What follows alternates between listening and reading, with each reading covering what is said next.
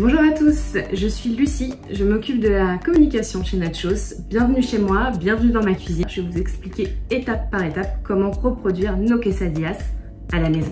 C'est parti. Donc on va avoir besoin dans un premier temps de tortilla, forcément de cheddar râpé, qui est la star de ce plat. Le troisième ingrédient, c'est la salsa pico de gallo. Alors ça, je vous invite à revoir la recette de la semaine dernière. C'est Manon de Rennes qui nous présentait comment la réaliser. Le quatrième ingrédient, ce sont les tranches de chorizo.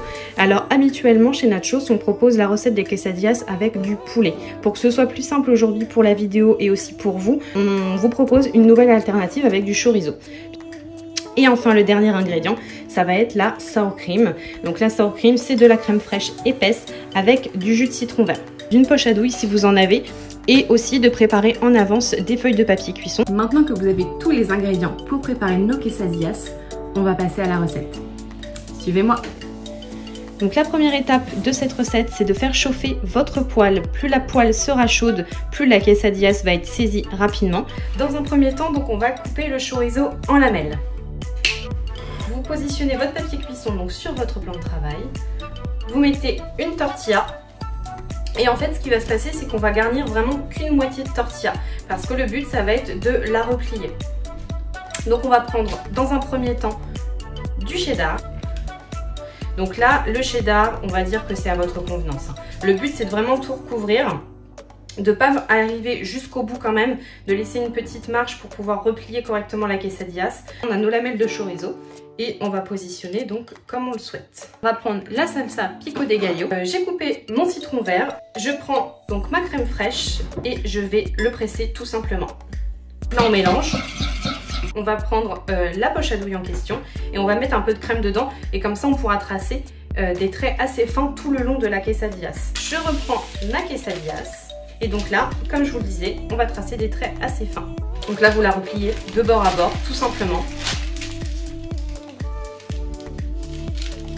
Donc vous appuyez bien dessus, de sorte que ça se soude bien. Vous refermez le papier cuisson et on va passer à la cuisson, tout simplement.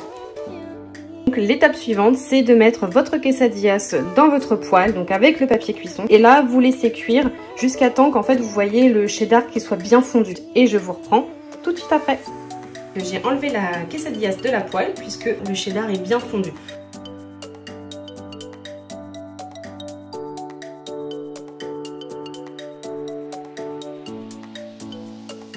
C'est pas magnifique?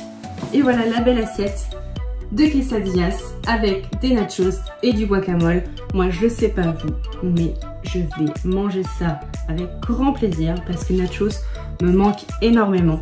Alors si vous aussi nachos vous manque, n'hésitez pas à nous mettre un petit mot sur les réseaux sociaux. Et surtout, si vous faites les recettes de nachos, n'hésitez pas à nous identifier en mettant le hashtag nachos à la maison qui est juste là.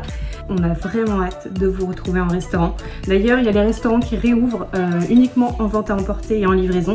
Donc n'hésitez pas à aller voir sur les réseaux sociaux pour savoir quels restaurants sont ouverts. Et en attendant, je vous fais plein de gros bisous. Prenez soin de vous et à très bientôt. Bisous. C'est une fin de tournage.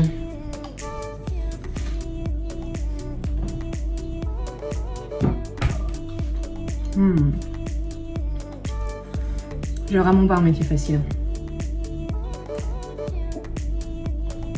Santé!